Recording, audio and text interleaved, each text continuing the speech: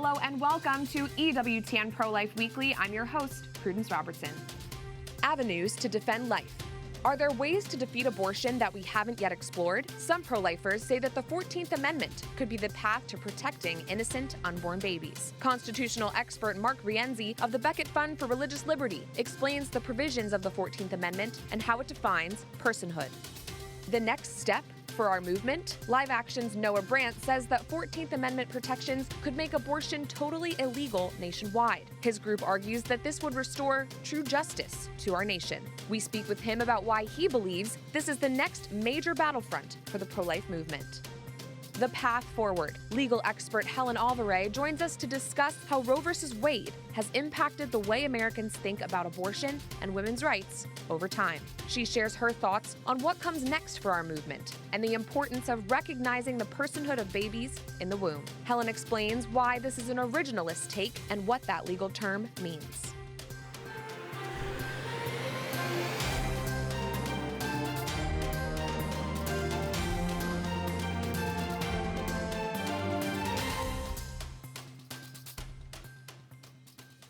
The 14th Amendment to the Constitution was ratified in 1868, almost 100 years after our nation's founding. It reads in part, "No state shall make or enforce any law which shall abridge the privileges or immunities of citizens of the United States, nor shall any state deprive any person of life, liberty, or property without due process of law, nor deny to any person within its jurisdiction the equal protection of the laws." I recently spoke to Mark Rienzi about how the 14th Amendment could be used to install protections for unborn babies on the federal level. He is a law professor at the Catholic University of America and president of the Becket Fund for Religious Liberty. Mark Rienzi, law professor at the Catholic University of America and president of the Becket Fund for Religious Liberty, is an expert on the 14th Amendment, and he joins us now. Mark, thank you so much. Let's kick it off by having you explain to us the origins of the 14th Amendment, why it was initially introduced and advanced by Congress.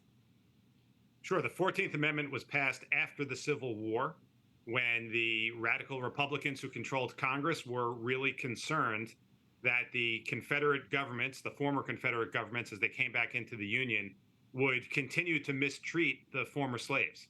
And Congress wanted to have some way that the federal government could reach in and require the states to give those former slaves the equal protection of the laws. And so they enacted the 14th Amendment, and it became part of the Constitution in 1868. And it requires that all states have to give every person the equal protection of the laws. And why is it coming up now, the 14th Amendment, in the context of the work that's being done in our country to end abortion? Well, after the Dobbs decision, there's questions of, okay, it's now lawful to regulate abortion. Who's going to do it, and what are the regulations going to look like? Right. A lot of that activity is obviously happening at the state level, as states now can go back to regulating abortion. And there's really no question that states have the authority to do that, and that's playing out differently in different states. The 14th Amendment comes up when people have discussions about whether the federal government might be able to have a law that creates some sort of nationwide ban on abortion or right to abortion, or a floor on abortion rights or something like that. The 14th Amendment comes up because people look and say, well, is there a path here for the federal government to have some authority to rule, to issue laws about abortion, given that the 14th Amendment allows Congress to pass laws that tell the states essentially, well, you have to respect people's rights to equal protection and so forth. I see. And Mark, some people are saying that this is a stretch. It's a stretch to apply the 14th Amendment. It's simplifying it in a way. Why are people saying that? And do you think it's a stretch? So I don't think it's a stretch. I think it's actually in some ways exactly what the 14th Amendment was made for. The 14th Amendment was, originally crafted and adopted as part of the Constitution when there was a part of the country that viewed a certain subset of human beings, namely African Americans, as not fully human and not worthy of the government's respect and not worthy of the equal protection of the laws. And the people who enacted the 14th Amendment thought we need to give Congress some way to protect people's rights, even people who are, viewed as less than fully equal or less than fully human by others. So that was the original need for the 14th Amendment. And so to me, looking to the 14th Amendment now for Congress to say, look, we can look at babies in utero and we can see that they're persons, that each one of us was once that, and we've only ever been persons in our lives. Congress can look at that and say, these are people, these are human beings. And state governments can't say that, it's just okay to kill these people, right? That's the true denial of the equal protection of the laws, that, you can murder some people, but not others. Right. Thank you for explaining that. And Mark, now that Roe versus Wade is gone, some pro-life groups are pushing for legislative action to ensure that 14th Amendment protections are applied to children in the womb, as you're describing. Do you think proposals like this at this point have legs? Is this a viable legal option to protect more babies? Yeah, it obviously, with anything political, it depends on when and whether and how you've got the votes in the legislature to pass it. But as a legal matter, I think it makes a lot of sense to say that Congress can look and make the judgment that human beings at some point before birth are human beings and persons who deserve the equal protection of the laws and who shouldn't be discriminated against by someone saying, well, you're not developed enough, therefore the state says it's okay to murder you. Right. So I think it has legs. I think Congress can make that judgment. I think it's an utterly valid scientific judgment, and it's certainly a valid moral judgment for Congress to do that. Yes. Well, I so appreciate your expertise on this, Mark. Thank you so much for joining us today. Mark Rienzi of the Beckett Fund and Catholic University of America. Happy to do it. Some pro-life groups are determined that the 14th Amendment is the key to defeating abortion in America. They argue that while the overturn of Roe versus Wade was a significant victory, leaving it up to the states to decide whether abortion should be legal is not enough. When the Dobbs decision was leaked, President of Live Action Lila Rose tweeted, "Human rights are not decided by majority vote. They are inalienable. We will not have true justice until every human being's right to life is legally protected. The 14th Amendment's guarantee of equal protection and due process should make abortion illegal nationwide." To continue this discussion, we're joined now by the Vice President of Communications at Live Action, Noah Brandt. Noah, thanks for being here. Let's start at the beginning. Why do you and your colleagues at Live Action think the 14th Amendment is the answer to our problem of legalized abortion in America? Yeah, thanks, Prudence. Well, first off, the 14th Amendment says what it says. And the 14th Amendment says that every person, doesn't even say citizen, doesn't say person that's born, person over 18, just says every person is guaranteed equal protection of the laws and due process under the law. And all 50 U.S. states, right, have homicide laws that protect people from being indiscriminately killed by others. That's sort of the basis of why we even set up a legal system, why we create a polity, why we enforce any sort of laws to protect ourselves and each other, first and foremost. And so a proper understanding of the 14th Amendment would say, okay, so everyone is guaranteed equal protection, every person. So who is a person?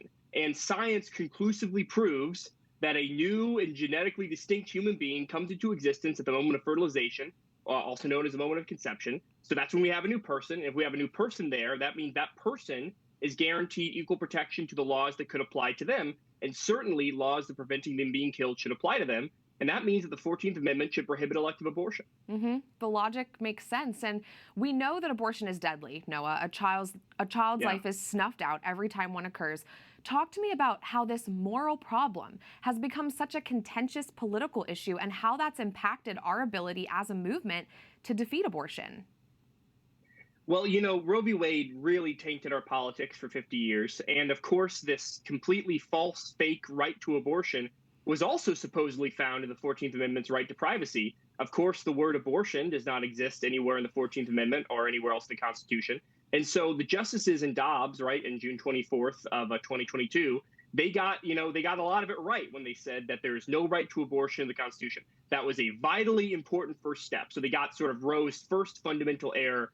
They were able to overturn that. But they didn't fix Roe's second fundamental error, which is saying that preborn people aren't humans, aren't persons. Because even the Justice Blackmun, the justice who authored the majority opinion, so the pro-abortion opinion in Roe v. Wade, he said that if it was ever discovered or adjudicated that an unborn human, a fetus, is indeed a person, then the abortion completely falls apart, because then they're guaranteed equal protection under the law. And so this is a tough issue for a lot of people. And I think that even a lot of folks in the pro-life movement, right, a lot of people did say things before Roe was overturned, things like, we need to send this back to the states. But, that's not even what the opinion in Dobbs said. What the opinion in Dobbs said is it was being sent back to the people and their elected representatives. So that means the states, the federal government, everyone. And also, everyone has a role in interpreting the Constitution. The Supreme Court obviously plays a very important role, but so does Congress. And Prudence, get this, since the 1980s, the Republican platform, the GOP platform that every presidential candidate and the members of Congress signed fidelity to, has said that the Republican Party supports Congress using the duties and the obligations given to them by the 14th Amendment to enforce equal protection for the unborn. Yeah. And so this should be a consensus position, especially among folks who are pro-life. Yeah. Thank you for clarifying exactly what the Dobbs decision did there. And Noah, you obviously explained Roe versus Wade. It's been almost a year since Roe was overturned. How successful do you think our movement has been in stopping abortion since that day and changing public opinion on this issue? Well, I think that the progress should not be looked down upon. It should not be discounted, because we've made great progress, right? I think right now it might be 13 states in our country abortion is completely illegal, or elective abortion, and that would have been unthinkable a year ago. Right. So it's a big win, right? But if we actually look at the raw numbers of abortion in our country right now, or at least the estimates, they're not really significantly going down if you average the entire country, because I think a lot of people are traveling out of state to get abortions. You have governors like Gavin Newsom who are literally using their state taxpayer dollars not only to subsidize abortion, but to encourage people from other states like Texas or Idaho to violate their state's law, to travel to California to kill their children. And that right there is a good explanation, a sort of prudential explanation of why we need a national solution to stop abortion, because you're always going to have pro-abortion politicians who are craven and want to legalize and subsidize this intentional act of killing. And it's the same way that, it's like we wouldn't have accepted a state-by-state solution to slavery. I mean, that's what we had before the Civil War. But it's not acceptable, because we understand that slavery is incompatible with the American way of life, the same way that intentionally killing a child through abortion should be incompatible with the American way of life. Noah, when you envision next year and the years that will follow it, what do you envision as success for our movement? Are you hoping that legislative proposals on the 14th Amendment will make headway and have legs? Absolutely. I mean, so step number one, right, besides just making sure that all of us in the pro-life movement are educated on the protections in the 14th Amendment, is ensuring that all pro-life policy and legislation calls back to the 14th Amendment, making it clear that the 14th Amendment is what's giving them authority to pass these pro-life laws. I mean, really, without the 14th Amendment, I think it's tough to, how does Congress have the right to regulate abortion without the 14th Amendment? I think it's actually tough to come up with a solution there if you don't believe the 14th Amendment protects the preborn. So always going back to the 14th Amendment and ultimately working towards the goal. And this might be like Roe v. Wade. This might be a decade or decades long goal, but we can achieve it together, of ensuring that every single human child, from the moment that they come into existence, from the moment of fertilization, is extended the protections they are guaranteed by being born on American soil, that they cannot be killed through abortion. Well, our movement is used to fighting the long fight, so if that's what it takes, that's what we'll do. Noah Brandt of Live Action, thanks for joining us and for explaining all of this. Really appreciate your time. Thank you, Prudence. Thank you for covering this. We'll continue the conversation on the 14th Amendment in a bit, but first, your top headlines this week. A judge in South Carolina temporarily blocked the state's new heartbeat law. Governor Henry McMaster signed the 6-week limit on abortion into law on May 25th. Yes, I certainly believe the majority of South Carolinians value life, want to see laws in place that protect an unborn child, by all means.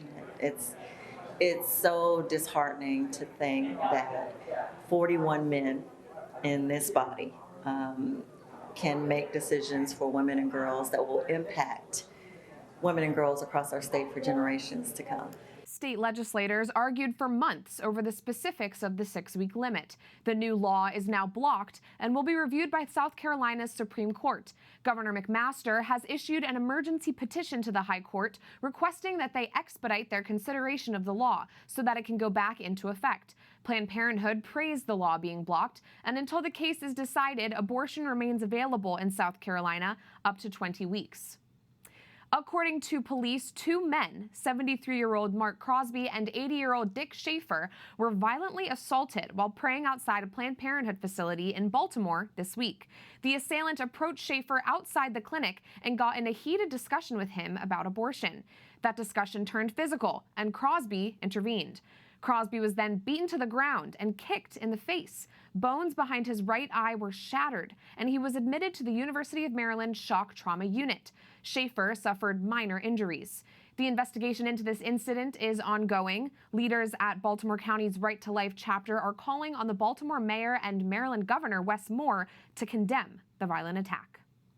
And on Capitol Hill, the House of Representatives votes this week to suspend the nation's debt ceiling. The proposed deal between Republican Speaker of the House Kevin McCarthy and President Joe Biden establishes guidelines that are expected to be followed in terms of how much the government spends. But the real spending won't take place until the end of the summer, when Congress considers a series of appropriations bills that will actually allocate real money to government programs. Notably, the deal being voted on this week includes an automatic 1% cut to spending broadly if Congress fails to advance the appropriations bills later this year. The significant cut would go into effect in January of 2024. Pro-life members of Congress are tasked each year with ensuring that certain amendments are adopted in these spending bills to protect American taxpayers from having to fund abortion, both here at home and overseas. We continue to track this year's government spending and will keep you posted on any threats to the unborn. Coming up, public opinion on abortion. A recent poll lays out how Americans feel about legal protections for babies in the womb. And legal scholar Helen Alvare joins us to discuss the pro-life movement's next steps and the importance of advocating for personhood protections. Plus, she shares her advice for the growing pool of pro-life presidential candidates. All this after the break.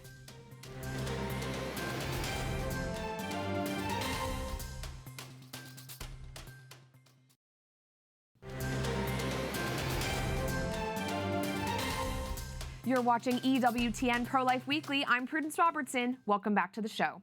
We've spent time this week discussing potential next steps to stop legal abortions in America, now that the United States is out from under the thumb of Roe v. Wade. But where do we stand in the battle for public opinion? And how does the pro-life movement advocate for legal protections for babies through all 9 months when Americans are so sharply divided on the topic? Results from a recent Gallup poll show that now, after the overturn of Roe v. Wade, 35% of Americans think abortion should be legal through all 9 months up to the moment of birth. A very narrow majority, 50% of Americans, believe there should be limits on abortion. Sadly, only 13% of Americans believe that abortion should be banned altogether. 2% have no opinion.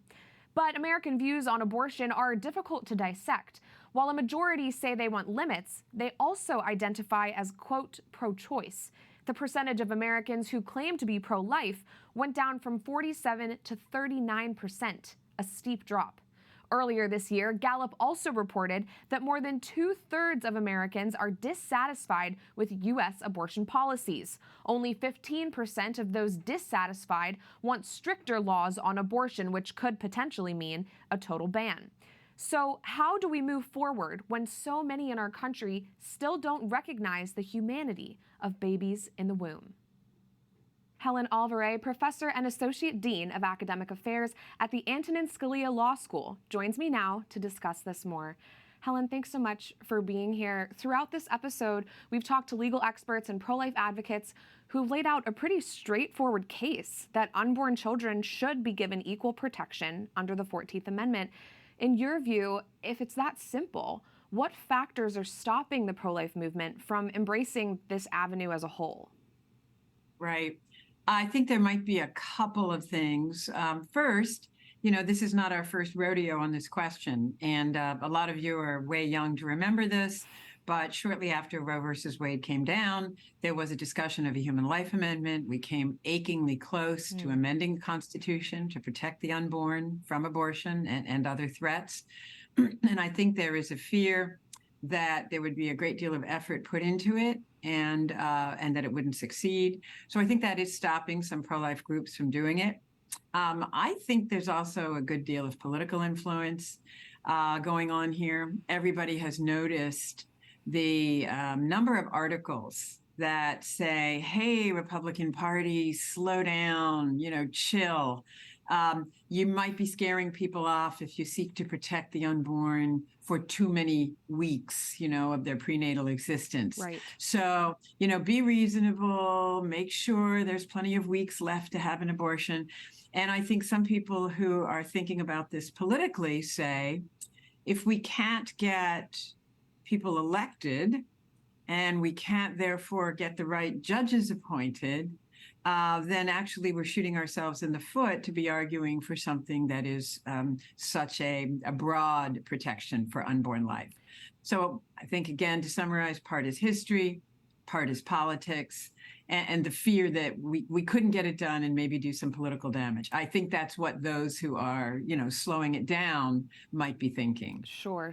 And you talk about this aspect of history, and we know that obviously Roe versus Wade changed the way people think about abortion. Talk to me about this concept of so-called women's autonomy and how that's impacted the way people think about abortion, the killing of an innocent life. Right. So first, it's obvious that whenever something is made legal, people think it can't be that bad.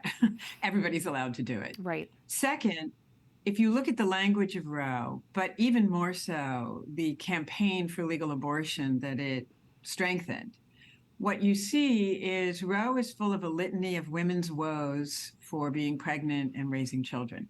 And it posited motherhood as some kind of zero-sum game where every gain for the child is a loss for his or her mother.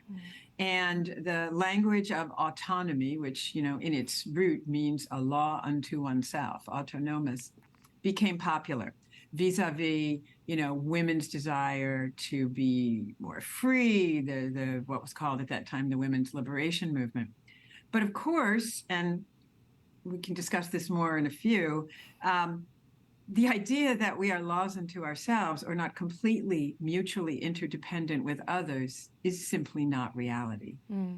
Yes. And some people in the pro-life movement bring up what they call the autonomy of the unborn child, Helen. But are babies in the womb really autonomous? I think we're hitting right on your point. They need their mother and father to survive even once they're born. Right. I think what they're referring to there is the separate, independent existence that demands respect, right? And at the origin of respect for life is not killing, right? So I think when they use the language of autonomy for the unborn, that's what they're getting at. Really, to hold up again what should be obvious, but we continue to have to hold up, is this is human, this is alive, and must be respected. Yes. And Helen, advocates of the 14th Amendment say that establishing protections for unborn babies under the 14th Amendment is an originalist interpretation of the Constitution. And I know you're a legal expert. Can you just explain for our viewers what that means, to interpret the Constitution from an originalist perspective? So this is an important argument, and I think it has legs. So to say that we make an originalist argument about the Constitution means that we ask, what was its meaning at the time that provision of the Constitution was enacted? 14th Amendment, that the state shall not deny, without due process, life to persons.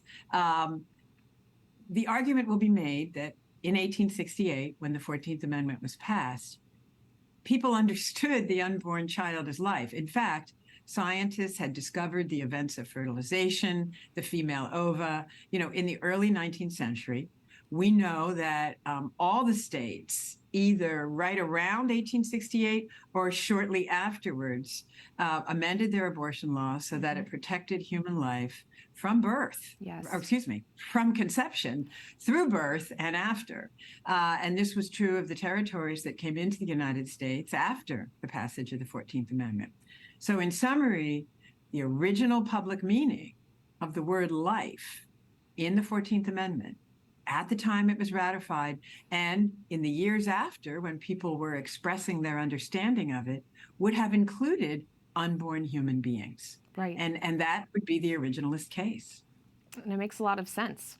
It seems that there are some differences, shifting kind of to, the political aspect of all of this, as you mentioned before. There are some differences of opinion among people in our movement about how to move forward. And while there are clearly people in our country who are either strongly pro-life or strongly pro-abortion, there are also a lot of people in the middle who might be ambivalent. How do we capture their support and really get them to care about this? I have tried to think about this a great deal. The first thing is that the pro-life movement shouldn't be upset that there's differences of opinion. Before my time in it, during my time, and after my time, people have been disagreeing. But we should give each other credit for doing it in good faith and with the common aim of trying to extend protection to vulnerable life. So that would be my first point. Second, if we start engaging in the gamesmanship of what's politically acceptable, protect from conception, 6 weeks, 12 weeks, 15 weeks, I think we're playing on the wrong territory. To me, and I'm very inspired by Pope Benedict, who wrote about this, interestingly, in a book on interfaith relations called Truth and Tolerance, but he wrote about the abortion issue. And he said what I believe is true, and I think we need to communicate. The abortion issue is like a proxy for the whole question of whether we acknowledge that the very structure of human existence is interdependent, is relational.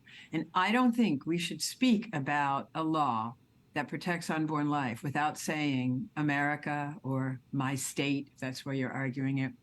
Abortion is really a conversation about whether we respect other human lives, whether in particular we respect vulnerable lives, whether we are willing to take responsibility for the lives given to us, whether childhood, motherhood, family, our future is of importance to us in the United States.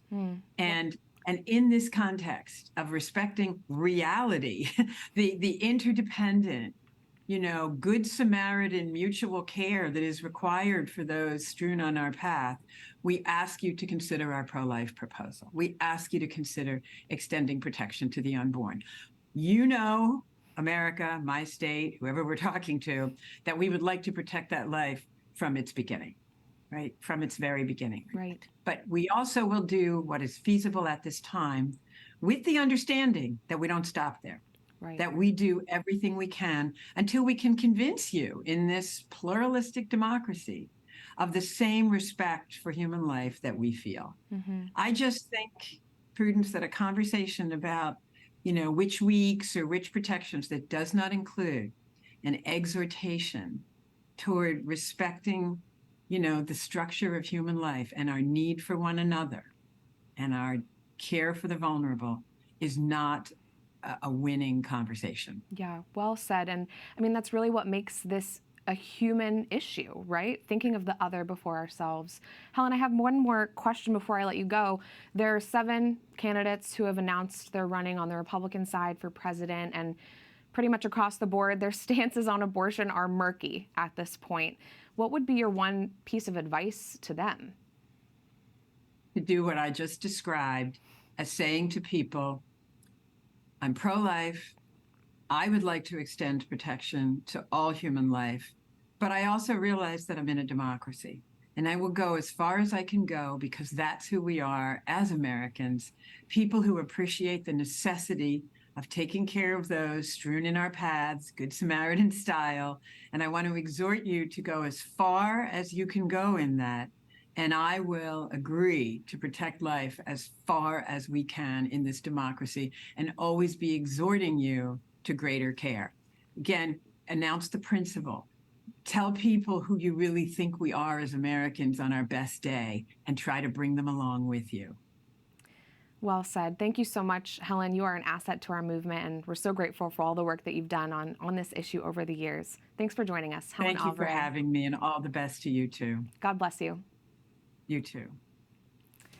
That does it for this edition of EWTN Pro-Life Weekly. I'm Prudence Robertson. Don't forget you can find us at EWTN Pro-Life on all social media platforms, Twitter, Facebook, Instagram, we're there.